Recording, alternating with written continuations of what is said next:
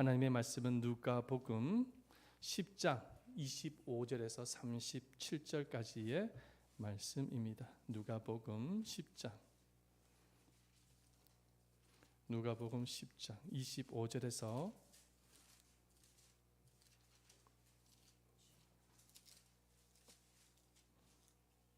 37절까지 말씀입니다. 자, 우리 한 구절씩 함께 교독하며 나아가겠습니다. 어떤 율법 교사가 일어나 예수를 시험하여 이르되 선생님, 내가 무엇을 하여야 영생을 얻으리까? 예수께서 이르시되 율법에 무엇이라 기록되었으며 내가 어떻게 읽느냐? 대답하여 이르되 내 마음을 다하며 목숨을 다하며 힘을 다하며 뜻을 다하여 주 너의 하나님을 사랑하고 또한 내 이웃을 내 자신과 같이 사랑하라 하였나이다. 예수께서 이르시되 내 대답이 옳도다. 이를 행하라. 그러면 살리라 하시니 그 사람이 자기를 옳게 보이려고 예수께 여짜오되 그러면 내 이웃이 누구니까? 예수께서 대답하여 이르시되 어떤 사람이 예루살렘에서 여리고로 내려가다가 강도를 만나매 강도에게 옷을 벗기고 때려 거의 죽은 것을 버리고 갔더라. 마침 한 제사장이 그 길로 내려가다가 그를 보고 피하여 지나가고 또 이와 같이 한 외인도 그곳에 이르러 그를 보고 피하여 지나가되 어떤 사마리아 사람은 여행하는 중 거기 이르러 그를 보고 불쌍히 여겨 가까이 가서 기름과 포도주를 그 상처에 붓고 싸매고 자기 짐승에 태워 주막으로 데리고 가서 돌보아 주니라. 그 이튿날 그가 주막 주인에게 데나리온 둘을 내어주며 이르되 이 사람을 돌봐주라. 비용이 더 들면 내가 돌아올 때에 갚으리라 하였으니 내 생각에는 이 세 사람 중에 누가 강도만 한 자의 이웃이 함께 읽겠습니다. 이르되 자비를 베푼 자니이다. 예수께서 이르시되 가서 너도 이와 같이 하라 하시니라. 아멘. 할렐루야.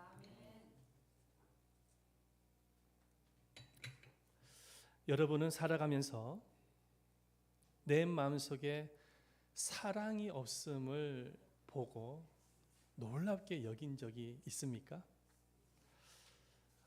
결혼 전에는 아내를 만났을 때 연애 시절이죠. 그렇게 불같은 사랑이었는데도 불구하고 결혼을 하고 난 이후에 세월이 흘러가면서 그 사랑 또 식어가는 것이죠.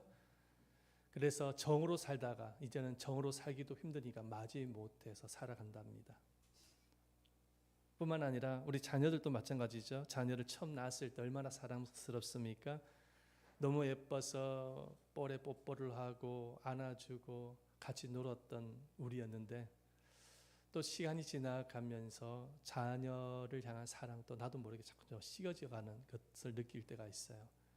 부모에게 말대꾸하고 속을 썩이고 이럴 때도 있잖아요. 그렇죠? 그럴 때 정이 떨어지는 것이죠. 부모지만 정이 떨어지는 거예요. 뿐만 아니라 우리가 불쌍한 이웃을 보더라도 국률이 여기는 마음이 있었어요. 저 사람 너무 불쌍하다 이런 마음이 들었죠. 그런데 이제 우리가 세상을 살다 보면은 분주하고 바쁘게 살다 보니 내 마음에 여유가 없는 거예요. 그러다 보니 이제는 그런 불쌍한 사람을 봐도 별로 감동이 없어요. 국률의 마음이 안 드는 것이죠. 그래서 우리가 세월을 보내는 가운데서 내 마음속에 사랑이 있어야 되는데 나를 돌아볼 때 사랑이 없음을 보고 깜짝 놀랄 때가 있어요. 더군다나 우리는 크리스찬들 아닙니까? 하나님은 사랑이시고 교회를 다니는 성도라고 한다면 다 사랑을 해야 되는 것인데 내 마음속에 사랑이 없는 것을 보고 크게 좌절을 일으킬 때가 있어요. 그렇죠? 자, 그런데 여러분, 내 안에 사랑이 없음으로 인해서 더 이상 좌절하지 마시기를 바랍니다. 왜냐니까요, 죄성을 가진 우리 인간은 어쩔 수가 없습니다. 사랑이 없는 것이 당연한 거예요. 여전히 우리 안에는 죄성이 있고 그 죄는 욕심과 교만과 이런 것들 얼룩져 있어요. 그러다 보니까 사랑이 없는 것이 당연한 것이죠. 사랑할 능력도 없고 에너지도 없는 거예요, 사실은. 여러분, 대표적인 예를 든다고 한다면 예수님의 수제자였던 베드로를 예를 들 수가 있어요. 여러분, 베드로가 예수님 몇 번 부인했습니까? 3번 부인했잖아. 예수님이 유대 군병에 붙잡혀가지고 끌려갈 때 무서워가지고 베드로가 3번을 부인했습니다. 베드로는 어떤 사람입니까? 예수님으로부터 사랑과 은혜를 많이 받았던 사람이었어요. 그럼에도 불구하고 3번 부인합니다. 시간이 흘러서 자기가 마음속에 예수님을 향한 사랑이 없음을 보고 깜짝 놀라는 것이죠. 그리고 난 이후에 옛 시절 옛날에 어부지구로 다시 돌아갑니다. 그렇죠? 예, 예수님의 제자기를 포기하고 어부지구로 돌아가는 거예요. 자, 그런데 예수님께서 부활하시고 난 이후에 베드로에게 나타나셨어요. 그리고 베드로에게 3번 질문을 하시는데 예수님이 3번 부인을 받으셨기 때문에 똑같이 3번 질문하세요. 그 3번의 질문이 뭐냐? 요한복음 21장 15절 말씀을 보시면은 요한의 아들 시몬아, 너가 이 사람들보다 나를 더 사랑하느냐? 사랑하느냐 물어봐요, 예수님이. 다른 거 질문할 수가 있었을 텐데 사랑하느냐? 제가 한 구절만 가져왔는데 사실은 3번 질문합니다. 요한의 아들 시몬아, 너가 이 모든 것들보다 나를 더 사랑하느냐? 질문하십니다. 그럴 때 베드로의 대답은 어떻게 대답을 합니까? 우리 말씀해 보면 요한복음 21장 15절 말씀해 보면 주님 그러하외이다. 내가 주님을 사랑하는 줄 주님께서 아시나이다 고백을 합니다. 예수님을 사랑한대요. 예수님이 질문에 대답을 해요. 이게 지금 베드로의 대답이에요. 주님을 사랑합니다.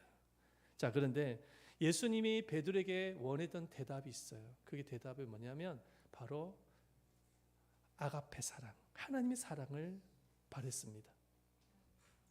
이 아가페적인 사랑이 뭐냐면 하나님의 사랑, 무조건적인 사랑이거든요. 예수님께서 베드로에게 듣고 싶었던 대답은 뭐냐면 아가페적인 사랑입니다. 무조건적인 사랑이에요. 자, 그런데 오늘 이 원어를, 헬라어의 원어를 살펴보면은 베드로가 대답했던 이 사랑은 어떤 사랑? 필레오 사랑입니다. 달라요. 예수님이 원했던 사랑과 베드로의 대답의 사랑은 달랐던 것입니다. 필레오 한번 보여주세요. 필레오 사랑이 뭐냐면 친구로서의 사랑입니다. 조건적인 사랑이에요. 자, 아가페적인 사랑은 조건이 없어. 무조건적인 사랑인데 필레오 사랑은 조건적인 사랑입니다. 인간적인 사랑이죠. 한마디로 인간적인 사랑. 예수님은 지금 베드로에게 3번을 질문하신 이유가 있어요. 네가 나를 사랑하느냐 질문하신 이유가 있어요. 그게 뭐냐? 베드로의 마음속에 뭐가 없는 걸 아시는 거예요. 사랑이 없는 걸 알고 계시는 거예요. 그래서 3번 질문하셨던 것입니다. 그럼에도 불구하고 예수님께서 베드로에게 뭘 말씀하십니까? 사명을 주십니다. 자, 사랑이 없음을 확인하셨음에도 불구하고 사명을 주시는데 어떤 사명을 주십니까? 내 양을 먹이라. 내 양을 치라. 내 어린 양을 먹이라. 할렐루야. 그게 요한복음 21장 말씀이에요. 보여주세요. 이르시되 내 어린 양을 먹이라. 이게 사명이에요.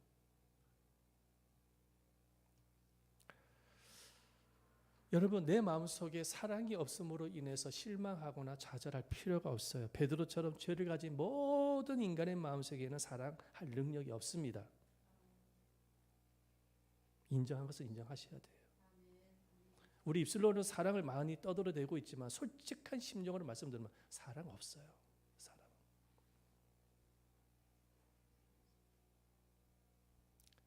하지만 중요한 게 있습니다.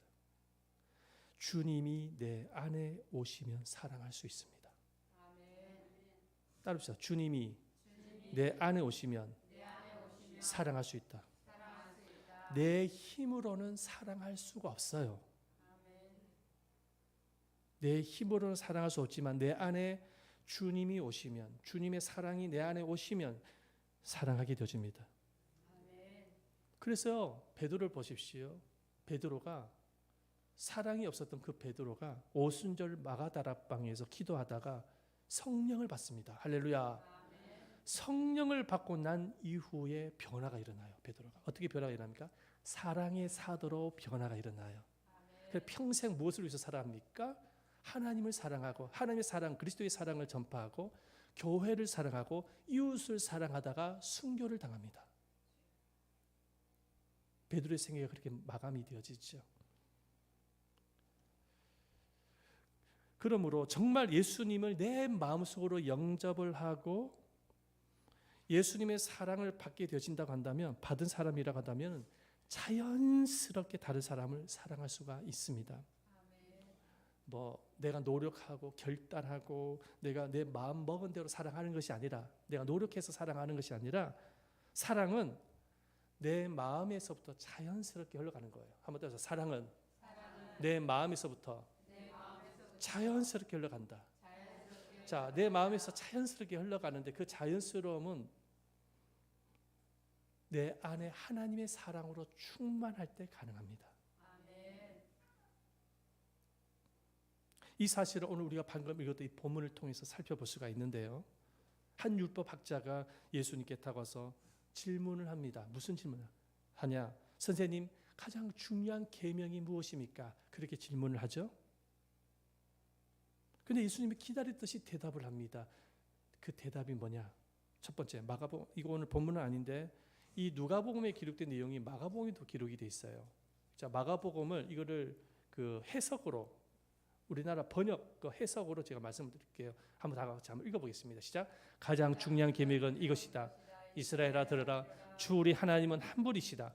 내 모든 마음과 모든 영혼과 모든 뜻과 모든 힘을 다하여 주 너의 하나님을 사랑하여라. 첫 번째 계명을 딱 말씀하시는데 하나님을 사랑하라는 거예요.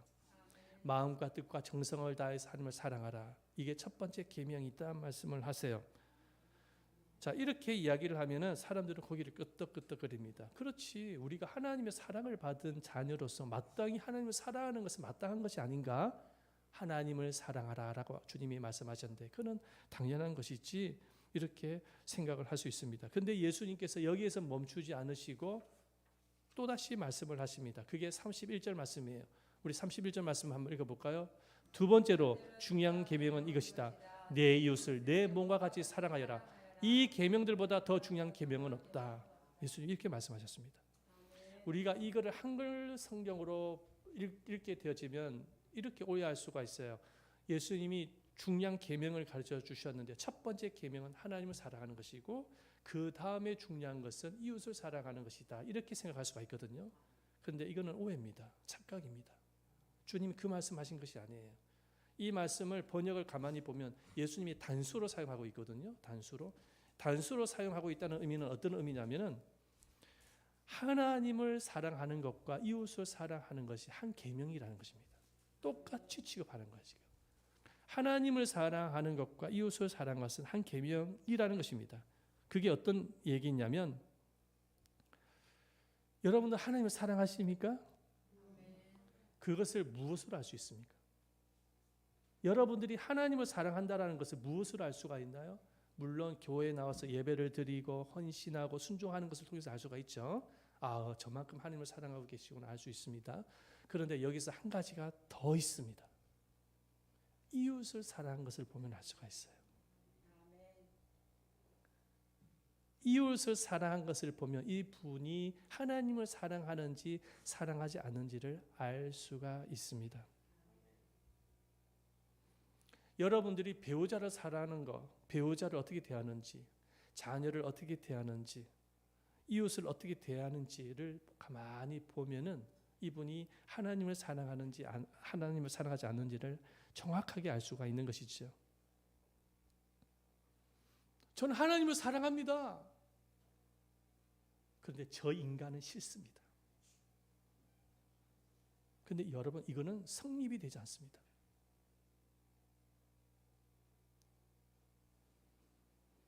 하나님을 전심으로 사랑하는 사람은 자연스럽게 이웃을 사랑하게 되어집니다. 그게 자연스러운 결과인 거예요. 왜? 하나님의 사랑이 내 안에 가득하기 때문에 그 사랑으로 예수님이 우리를 사랑하셨듯이 우리 죄인을 사랑하셨잖아요. 그죠? 똑같이 우리도 이웃을 자연스럽게 사랑합니다. 이게 자연스러운 결과이거든요. 근데 사랑을 하게 되어지는 이유가 있습니다. 이유. 우리가 예수님을 내 마음속으로 영접을 하게 되어지면은 성령님이 내 안에 오셔서 하시는 일이 뭐냐면은 거듭나게 하십니다. 내 영혼을 거듭나게 하세요. 내 영혼을 거듭나게 하신다는 것은 새로 태어나게 하신다라는 거예요. 여러분들의 영혼에 생명을 불어넣어 주시는 거예요. 새 생명을 주시는, 그래 구원을 받는 것입니다. 아멘. 그러면 내 안에 새 생명을 불어넣으신 그 성령님은 어떤 분이십니까? 자, 말씀 보십시다. 요한일서 4장 16절 말씀에 보면 다 같이 한번 읽어보십시다. 시작. 하나님 우리를 사랑하시는 사랑을 우리가 알고 믿어노니 하나님은 사랑이시라. 사랑 안에 거하는 자는 하나님 안에 거하고 하나님도 그 안에 거하시느니라. 하나님은 뭐라고요? 사랑이시라. 하나님은 사랑이시라 말씀하고, 성령님은 하나님이십니다. 삼위일체 중에 삼위가 되신 하나님이세요. 그러면 그 성령님이 우리 안에 들어오시면 어떤 일이 일어날까요? 성령님은 사랑의 영이시거든요. 성령님이 오시면 어떤 일이 일어나냐면 하나님의 사랑을 알게 해주십니다. 첫 번째로 하나님이 나를 얼마나 사랑한지를 깨닫게 하세요. 그래서 내 마음속에 주님을 믿게 만드십니다. 그게 성령님이 하시는 일이거든요. 그리고 또 한 가지가 있습니다. 그리고 그 하나님의 사랑으로 이웃을 사랑하게 하십니다. 근데 이것이 아주 자연스러운 결과로 나타나요. 저의 예를 한번 말씀을 드리겠습니다. 제가 고3 때 예수님을 영접했거든요. 우리 가정은 불교 가정이었고 예수를 믿을 수 없는 가정이었는데 고3 때 예수를 영접하게 되어졌습니다. 병원에서 투병 생활을 하다가 성경을 읽다가 주님의 사랑을 알게 되었습니다. 예수님을 마음속으로 영접하고 난 이후에 내 병이 순식간에 치유가 일어났습니다. 주님이 나를 사랑하시는 것을 표적을 통해서 보여주신 것이었어요. 그 표적이 아니면 제가 예수 믿을 사람이 아니거든요. 그러니까 그런 방법을 통해서 예수를 믿게 하시고 나를 콜링을 하신 거예요. 부르신 거예요. 예수를 믿고 난 이후에 제 삶의 변화가 일어났습니다. 가장 먼저 한 일은 교회를 찾아가는 것이었어요. 누가 전도해서가 아니라 내 두 발로 그렇게 가기 싫었던 교회를 내 두 발로 가게 되어집니다. 그리고 나도 모르게 눈물을 흘리면서 회개하기 시작하는 건데 이상하게 자꾸 눈물이 쏟아지고 내 죄가 자꾸만 고백이 되어지고 이게 바로 성령이 역사하시는 거예요. 그리고 두 번째로 저의 삶의 변화가 일어났는데 어떤 변화가 일어나냐? 사랑하고 싶은 거예요. 사랑이 없었어요. 그런데 사랑하고 싶은 거예요. 예수님이 내 이웃을 내 몸과 같이 사랑하고라고 말씀하셨는데 첫 번째로 내가 정말 사랑하고 싶었던 사람이 있었습니다. 저희 외할아버지셨어요. 그때 당시에 우리 외할아버지가 자전거를 타고 가시다가 교통사고를 당하셨어요. 그래가지고 거의 거동을 하지 못하셨습니다. 방 안에 누워만 계셨어요. 그러면 누가 간병을 해줘야 되잖아요. 근데 자녀들이 아무도 도와주질 않는 거예요. 지금의 삼촌들인데 아무도 안 도와줘요. 밥도 갖다 줘야 되고 소변과 대변을 이렇게 해줘야 되잖아요. 기저귀를 해주면 기저귀를 빼줘야 되지 않습니까? 그렇죠? 아무도 그 일을 안 하는 거예요. 근데 이상하게 내가 하고 싶은 마음이 들더라고요. 그래서 내가 그 일을 제가 했습니다. 고3 때. 누가 시켰어가 아니라 내가 그냥 그렇게 되어지는 거예요. 나도 모르게. 똥 오줌을 다 받아냈습니다. 그리고 정말 하고 싶은 게 뭐냐? 그리스도의 사랑을 전하고 싶었습니다. 나도 모르게 전하고 싶은 거예요. 그렇게 하고 싶은 마음이 드는 걸 어떻게 하겠어요? 그래서 그리스도의 사랑을 전합니다. 그런데 마음의 문을 열고 예수를 영접하게 되었습니다. 그리고 할아버지가 그렇게 모셔왔던 부처상이 있습니다. 농속에서 나를 그 부처상을 보여주는데 이렇게 이따만한 큰 그림이에요. 그 그림이 수많은 부처가 있어요. 이게 그림 속에 엄청난 돈을 주고 구입을 한 거라고 하더라고. 자기는 옛날부터 부처를 믿어왔던 사람인데 그 부처의 상을 버렸어요. 버렸습니다. 놀라운 기적이 일어났습니다. 어떻게 이런 일이 일어날 수 있을까? 그리스도의 사랑을 전하니 외할아버지 마음이 문을 여신 거예요. 이게 바로 성령의 역사입니다. 다른 게 성령의 역사가 아니죠. 성령님이 내 안에 오시면은 하시는 일이 있거든요. 그게 뭐냐? 하나님의 사랑을 알게 하시고 그 사랑을 전하기를 원하는 거예요. 주기를 원하는 거예요. 이게 자연스러운 현상인 것이죠. 이웃을 사랑하게 하시는 것입니다. 그래서 아무리 마음이 강팍한 사람일지라도요, 주님을 만나지 않아 어떤 일이 일어나죠? 변화가 일어나요. 그 변화가 뭐냐? 사랑의 사람으로 변화가 일어나요. 여러분 조폭 두목이 예수를 영접하고 난 이후에 교도소에 가서 선교하는 거 간증 많이 들어보셨죠? 제가 아는 사람들도 지금 몇 명이 돼요. 조폭입니다. 조폭이 변화가 일어나요. 정말로 씨알도 안 먹히고 소망이 없었던 사람이 예수를 영접하고 그리스도의 사랑을 접하게 되어질 때 변화가 일어나는데 그것은 성령님이 하시는 일인 거죠. 성령님이 그렇게 변화를 주시는 거예요. 내 노력으로 되어지는 게 아닌 것이죠.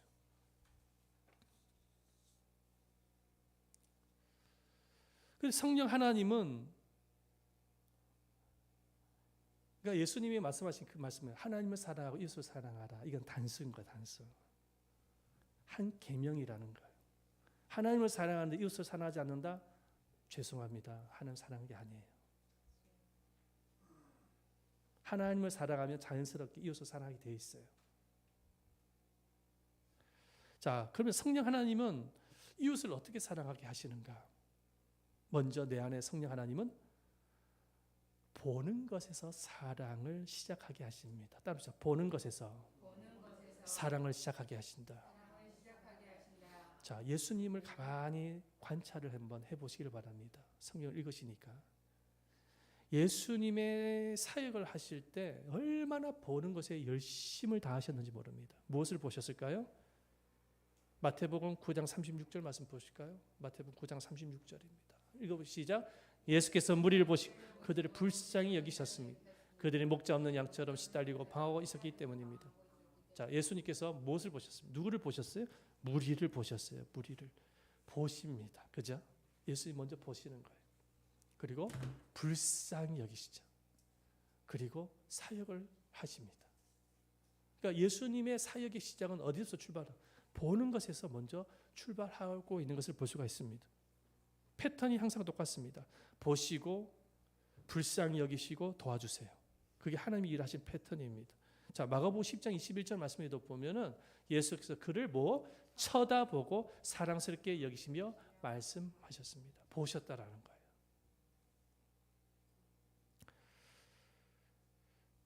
예수님이 무리를 보실 때 어떤 눈으로 보셨을까? 사랑의 눈으로 보시는 거예요. 사랑의 눈으로. 그래 말씀하시고 치유하시고 도와주시죠. 자, 주님의 사랑이 우리 안에 임하게 되어지면 사랑의 영이신 성령님이 우리 안에 오게 되어지면은 나타나는 현상이 있는데 뭐냐? 우리 눈이 바뀌어져요. 어떤 눈으로 바뀌어지며 사랑의 눈으로 변화가 일어납니다. 보는 것이 달라집니다.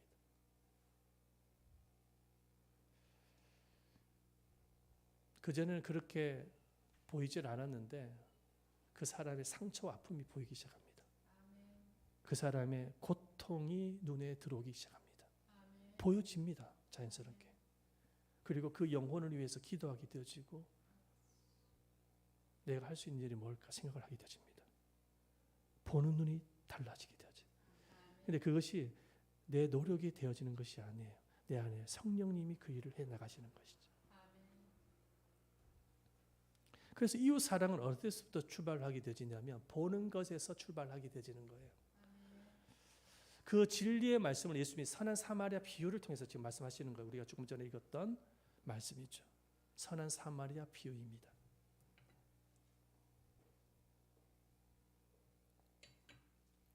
한 사람이 여리고에서 예루살렘으로 갔는데 강도를 만났어요.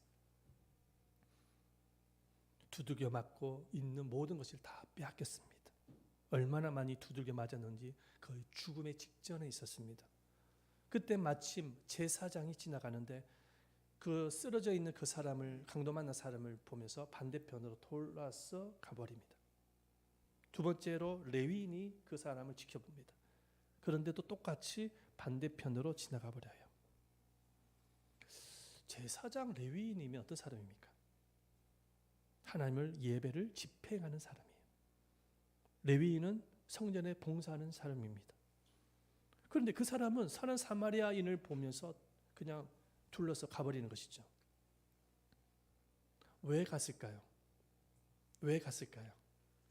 사람을 본 것이 아니라 문제거리를 본 거예요. 다시 말해서 자기는 제사장이라는 거예요. 자기는 레위인이라는 거예요. 한시라도 빨리 예루살렘 성전에 가서 하나님 앞에 제사를 집행해야 된다는 것입니다. 내가 머뭇머뭇거리면서 이 쓰러져 있는 사람을 도와줄 수 없다라는 거예요. 어떻게 보면은 그것이 핑계가 될 수 있는 것이죠. 이유가 될 수도 있습니다. 아, 그렇구나.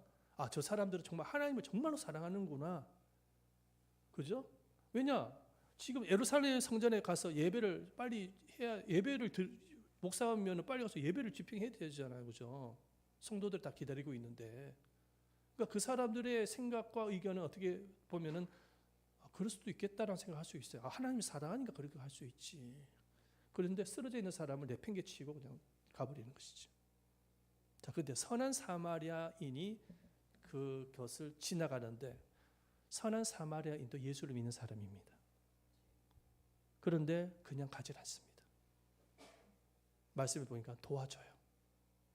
그죠? 그 사람을 깨우고 막 치료도 해주고 그것으로도 부족해가지고 여관에 데려가가지고 재워주고 간병하고 그 여관 주인에게 돈을 더 줄 테니까 이 사람 좀 잘 보살펴 주라고 이야기하고 그렇죠? 그렇게 도와주질 않지 않습니까?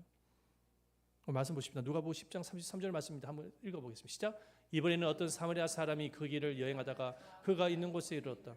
사마리아 사람이 그를 보고 불쌍히 여겼다. 그래서 그 사람에게 가서 그의 상체에 올리브 기름과 포도를 붓고 붕대로 감쌌다. 도와줬다는 거예요. 뭐의 차이일까요? 제사장과 레위인은 그냥 지나가 버렸어요. 근데 선한 사마리아인은 그냥 지나가질 않습니다. 도와줍니다. 뭐의 차이일까요? 바로 보는 것이 차이인 것입니다. 선한 사마리아인은 그 불쌍한 사람을 보면서 이웃으로 생각한 거예요. 내가 도와줄 이웃으로. 그런데 이것은 자연스럽게 나타나는 현상인 것이죠. 예수님이 왜 이 선한 사마리아 비유를 말씀하신 것일까요? 자, 율법사가 처음에 질문했죠. 예수님께 최고의 계명이 무엇입니까?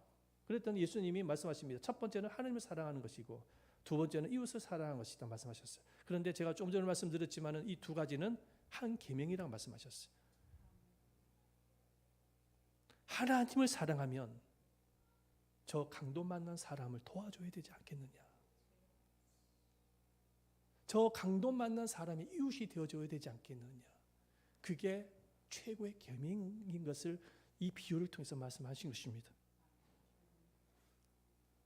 하나님을 사랑한다고 이야기하면서 내 이웃을 사랑하지 않는다고 한다면 죄송합니다.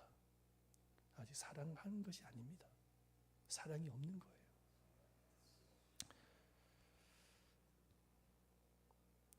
여러분들은 얼마나 이웃을 주님의 눈으로 보고 있습니까? 인간의 눈이 아니라 예수님의 눈으로, 주님의 눈으로, 사랑의 눈으로 사람을 얼마나 보고 있냐. 그래도 내가 주님의 눈으로 봐야 이웃이 누굴까요? 사실 첫 번째 이웃이 누구냐? 가족과 교회입니다. 가장 가까운 사이에 있는 사람을 제대로 사랑하지 못하면서 어제 먼 데 있는 사람을 사랑할 수 있습니까?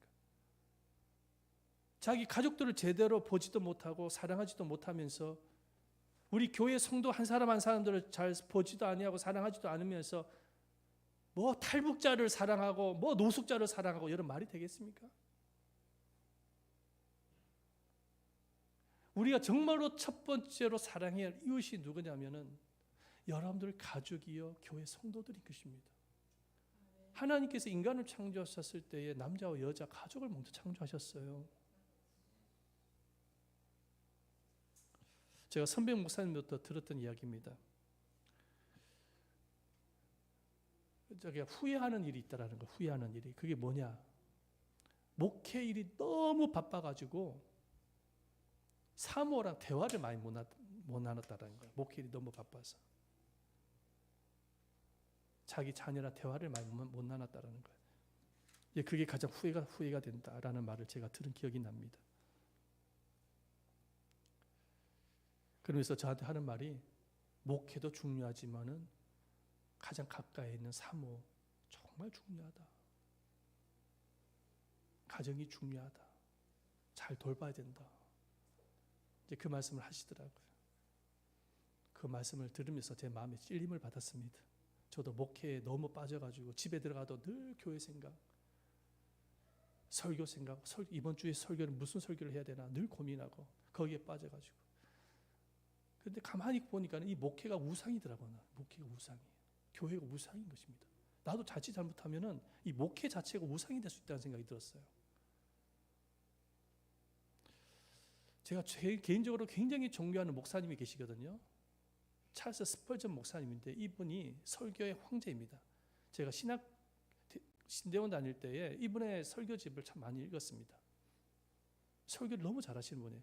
이분이 한번 설교를 시작하면은요 수많은 사람들이 모여듭니다.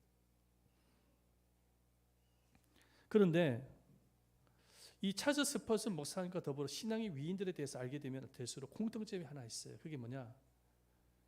아내들이 우울증에 빠져 있어요. 우울증에. 사모들이 다 우울증에 빠져 있는 거예요. 이 찰스 목사님의 아내가 직접 쓴 글인데 뭐냐니까 한 번은 큰 대형 집회가 있었대요. 찰스 스펄전 목사님이 그 대형 집회를 인도하기 위해서 택시를 타고 부인과 같이 온 것입니다. 그런데 사람들이 너무 많다 보니까 그 인파를 뚫고 들어가지를 못하는 거예요. 그러다 보니까 사모를 그냥 내버려 두고 찰스 목사님께서 먼저 이렇게 인파를 뚫고 이제 들어가는 거예요. 그 부인은 그래도 인파를 겨우겨우 뚫어가지고 갔는데 그래도 남편이 자기를 데리러 오겠지 기다렸는데 오지 않더라는 것입니다. 너무 실망했어요. 남편에 대해서 실망해가지고 자기 친정 어머니한테 하소연을 했습니다. 그랬더니 친정 어머니가 하는 말이 얘야 너희 남편은 주의 종이잖아. 너가 이해해야지. 그리고 나서 나중에 남편이 들어왔습니다. 남편이 들어와가지고 부인한테 하는 말이 당신 어디 갔냐고 막 소리치더라는 거예요. 응? 당신을 찾으러 다녔다고. 어디로 갔냐고. 그랬더니 부인이 찰스 목사님한테 남편한테 말을 하는 것입니다. 뭐라고 이야기를 하냐. 하소연을 친정 어머니한테 했던 하소연을 그대로 이야기를 하는 거예요. 그랬더니 남편이 입에서 나왔던 말이 나 주의 종이잖아. 당신은 이런 일로 실망하면 안 돼.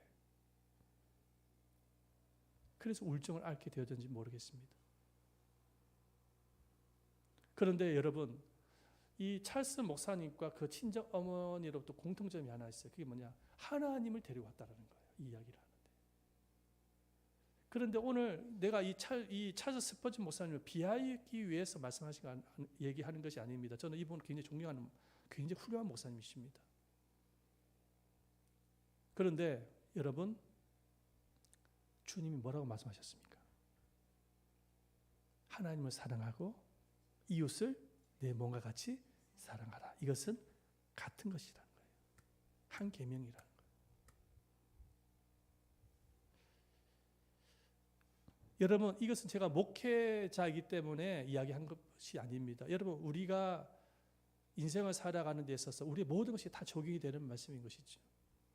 직장일이 바빠서 회사 일이 바빠서 자기 부인을 자기 배우자를 보질 못하는 거예요. 자녀를 보질 못하는 거예요. 지금 어떤 상황이 있는지 어떤 고통이 있는지 보지를 못하는 것입니다. 저도 이 설교를 준비해서 마음의 찔림을 많이 받았습니다. 보질 못하는 거예요. 근데 주님이 원하시는 것이 뭐냐?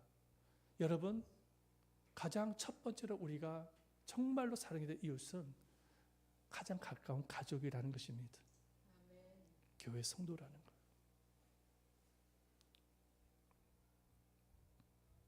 물론 우리가 모든 사람을 다 도와줄 수 없습니다.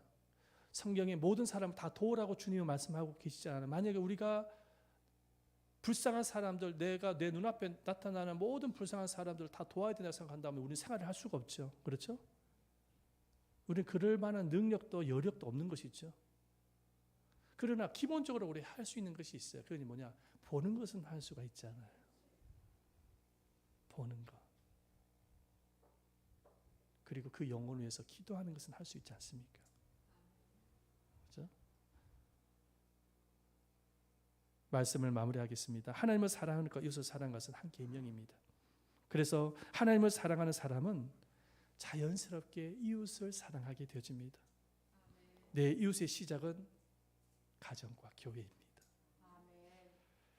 여러분 오늘 집에 가시면은 가장 가까이 있는 사람들을 사랑의 눈으로, 주님의 눈으로 보시기를 바랍니다.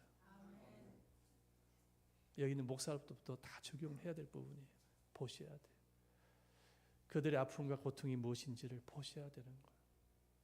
그리고 그 영혼을 위해서 기도해 줄 수 있어야 되는 것이죠. 여러분, 그럴 때 사랑이 흘러가게 되어집니다. 놀라운 치유와 회복이 일어나게 되어지는 것이죠. 오늘 우리가 예배 후에 이제 동두천에 자방구에 가서 밥도 먹고 카페에 가서 차도 마시고 그렇게 할 텐데, 먹기 위해서 가는 거 아니죠? 보기 위해서 가는 거예요. 보기 위해서. 서로 사랑하고 대화를 나누고, 그죠? 위해서 가는 것입니다. 굉장히 필요한 부분이지. 그런 시간이 되시기를 축원드립니다. 여러분들의 마음속에 예수의 사랑이 가득하여서, 여러분 그 사랑이 충만하여서 사랑이 흘러가는, 그래서 여러분들의 사랑을 통해서 많은 영혼들이 회복이 일어나는 놀라운 역사들이 일어나기를 예수님의 이름으로 축원드립니다. 아멘. 우리 한번 이 시간에요 함께 찬양하기를 원하는데, 이 찬양을 같이 하기를 원합니다. 우리가 옛날에 불렀던 찬양인데 축복성인데요, 우리 한번 이 찬양을 같이 하면서 함께 축복하는 시간 좀 가졌으면 좋겠습니다.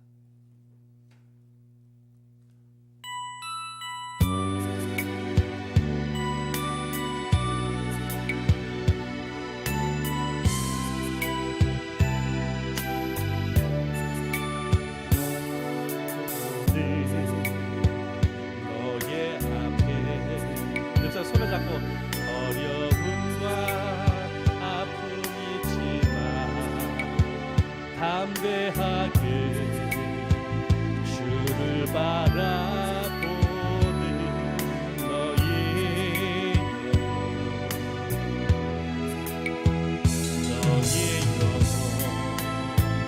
우리 볼 때 얼마나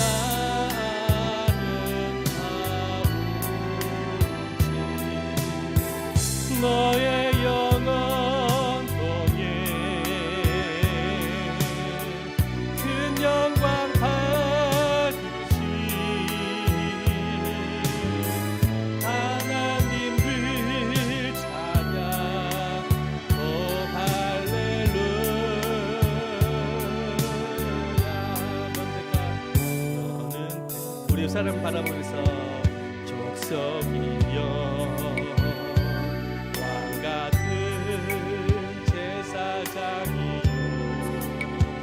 거룩한 나라 하나님의 솔깃됨에서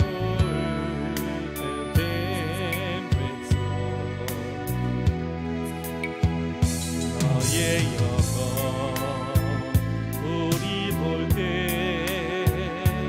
얼마나 사랑스러운지. 너의 영광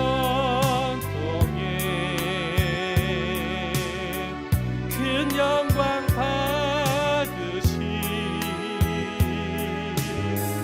하나님을 찬양. 오 할렐루야. 다시 한번 고백해 볼까요? 우리 다시 한번 이 찬양으로 다시 한번 축복합니다.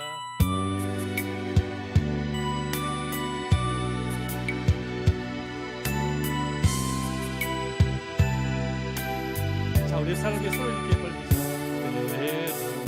때로는 너의 앞에 어려움과 아픔이 있지만 담대하게 주를 바라보는 너의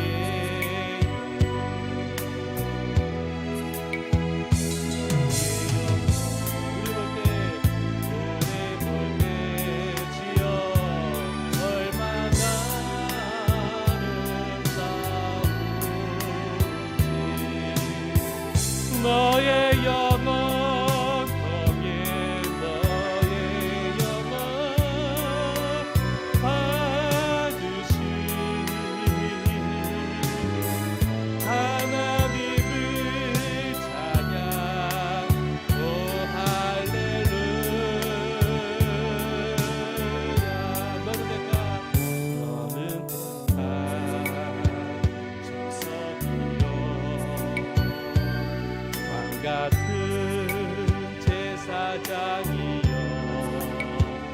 거룩한 나라 하나님의 손을 내밀소 너의 영광 우리 볼 때 얼마나 사랑스러운지 너의 영원 동에 큰 영광 받으신